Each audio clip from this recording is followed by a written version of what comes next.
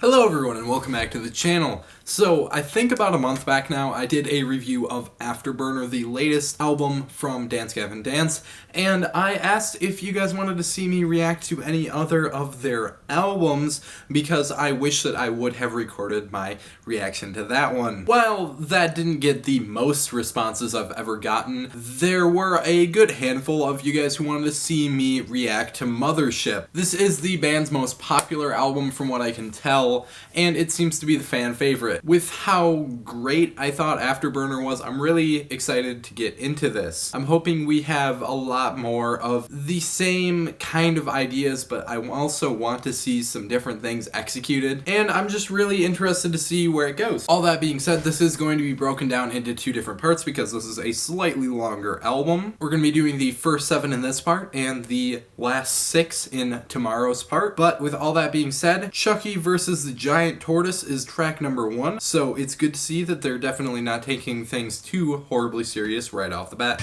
Okay, that sounds pretty cool.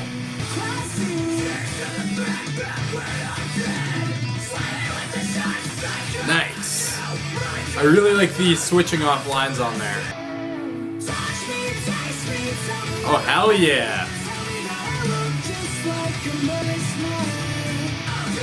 So it seems like there's some talk about drug use on this track, and that kind of seems to be the main idea. Whether that be prescription related drugs or otherwise, talking about taking some optimistic magic fix-it pills or passing some poison and taking a hit. And on the chorus, Tillian kind of seems to be losing touch with reality in some ways, so that's interesting as well. I really like the sound of this song overall the most out of everything, and Tillian sounds especially great on this hook. I like the back and forth lines in the beginning too.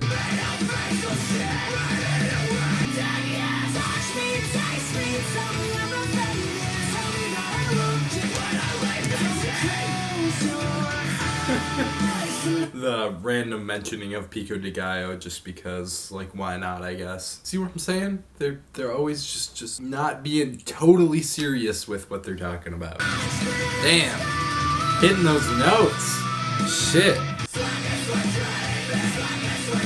Okay. That was an interesting track. Seems to be dealing with a lot of themes of substance abuse, and this narrator is just kind of in a bad place, in a bad position in their life.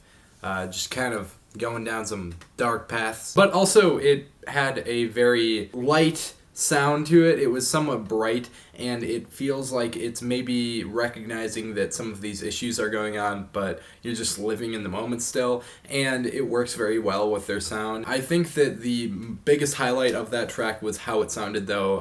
Tillian, of course, just hitting those notes like crazy because he always does that, and I think the alternating vocal lines between John and Tillian were also really, really nice. The next track up is called Young Robot.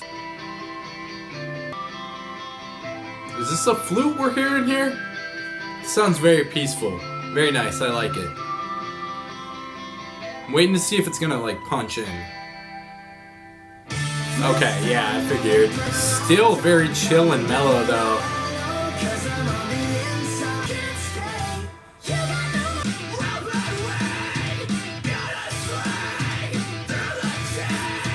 What? According to an annotation here, 8764 is a genetic ID code that mediates the contraction of herpes. Great. What? Okay. Yeah, I was feeling like I had some sort of grasp on what this song might be about until that came in, and you know, John's just coming in fucking shit up, you know, like you do. Just saying random ass shit. What?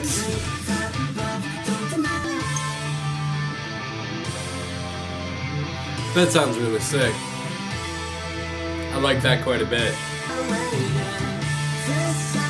Wow, I have no idea what I just listened to. That was so confusing. Lyrically, not a clue. Not a clue. I'm lost lyrically. Sorry. But I do think that one sounded pretty decently. A more mellow, stripped back, chill song compared to a lot of what they usually do. It did sound kind of generic, I guess, for them, especially like usually there's a very definitive style that you pick up on. I guess that's not one of my favorite songs that I've heard from Dance Gavin Dance before, but decent nonetheless. Frozen One is the name of the next song.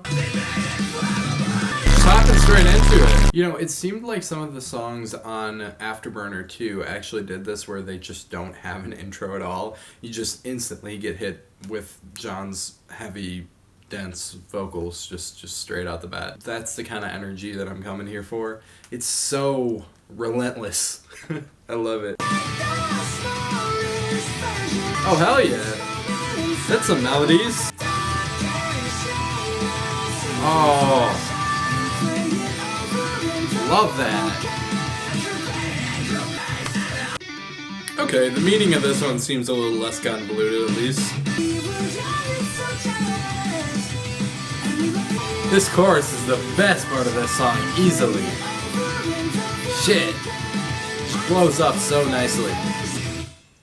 Damn. That song sonically was not one of the most interesting ones that I've heard from them by any means. It had a extremely good chorus though, and I do give it that much. Lyrically, I thought it was actually pretty compelling, saying that you're the frozen one and not the chosen one, meaning like you have a lot of potential but don't really know what to do with it. A lot of people believe in you but you don't believe in yourself, I guess was the meaning of the song. And I actually really take to that angle. I think that that's a really good place to be writing from and somewhat relatable. Yeah, I do really like pretty much everything about that song, outside of I just wish that it sounded slightly more interesting, but the chorus does make it pretty much worth it with Killian hitting those solid notes as always. Flossy Dickie Bounce is the name of the next song, which that is one hell of a title, and I am sure we are in for a ride here.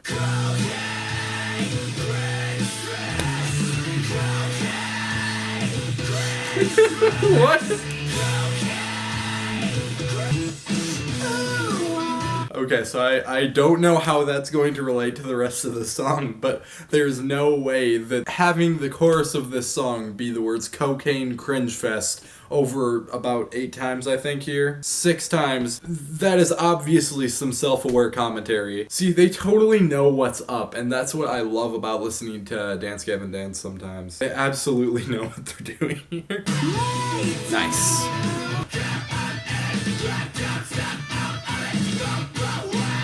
Yes!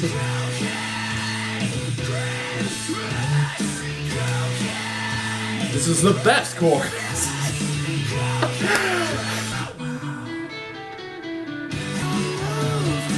Okay, definitely another song about drug use at its base core elements, obviously. Cocaine in particular. But I do like how the song was structured to kind of feel like a gradual come down. Like the beginning of the song is the initial hit, the initial rush to the head after taking a substance, and then it just kind of gradually faded out like that. Very nice chorus. That might be my favorite Dance Gavin Dance chorus. I don't know if it tops Multiple Stab Wounds though. That might still be my favorite. The only thing that I'm hoping that we hear a little bit more of is the full eccentric ability of this band to create some just really strange sounding songs. This batch of songs seems to sound a little bit more traditionally normal, I guess, than Afterburner does. Not to say that I dislike any of these, because I do pretty much like every song that we've heard so far, though. So, yeah, next song is Deception is the name of this one.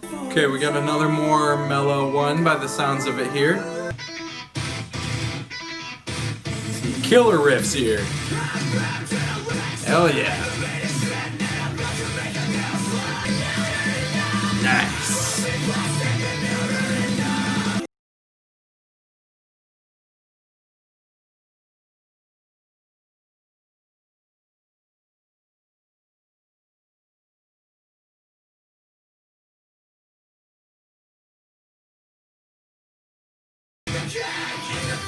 Hell yeah. Kicking it up a little bit here. Nice. Okay, so once again, pretty typical song for the band. Didn't necessarily notice a whole lot different to comment on there. That had one of the least goofy lyrical ideas, I guess. Pretty self-serious track, actually. But that song was pretty much about exactly what the title would imply, being deceived, dealing with a lying person who either you care about or you have to have in your life. Yeah, decent track. That one was fine. I can't say that there was anything particularly compelling about it that would make me want to come back to that one in specific. Pretty good nonetheless. Okay, the next track up is Inspire the Liars, and if I'm not incorrect, I think that Inspire the Liars is one of their biggest songs. Yeah, I think this is one of the most popular ones, if I remember right. Wow, that sounds really cool. The distortion used.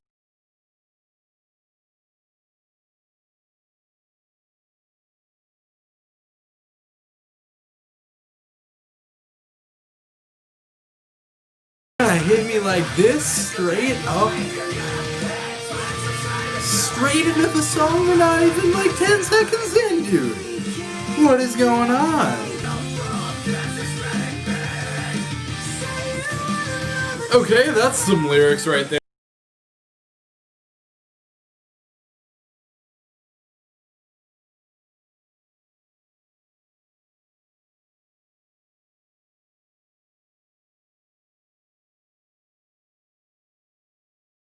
In his voice right now. Kind of a groovy little section right here. I really like the percussion here. Very nice.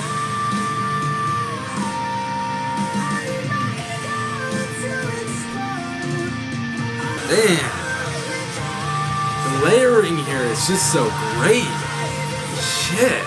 That one sounded so fucking good. Yeah, if that is one of their more popular songs, I totally see the appeal of that, because the chorus on there, the build-up, and the payoff of Tillian singing especially was just crazy on there. So many layers to everything. It was just this gorgeous, peppy metal cacophony. And my only gripe on there, honestly, is John's weird lyrics that don't make any sense. Usually, that's honestly my favorite part of a song, but I feel like the actual sentiment behind it was so serious that, like, it just felt really out of place and kind of in bad taste next to each other. Because from what I can tell and from what I read, actually, this song appears to be taking the perspective of a kind of overarching, greedy, manipulative religious leader, and none of John's lyrics made any sense as part of it. And I think that the song having a concept like that is really cool.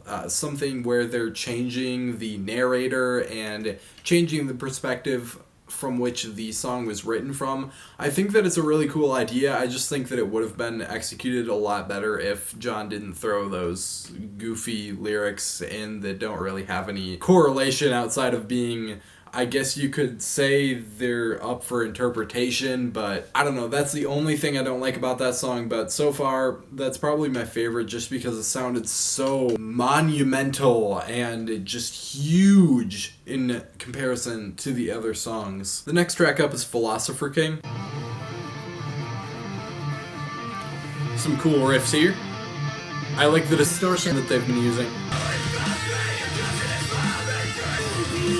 The guitar work on this one is phenomenal. Holy shit. Just these escalating riffs. Just hitting me with that. That's something. Oh shit. This is about to go really heavy, isn't it? Something's gonna happen here.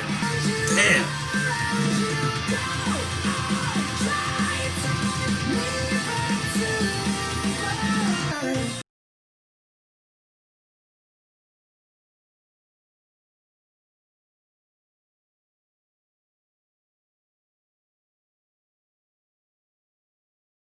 Well.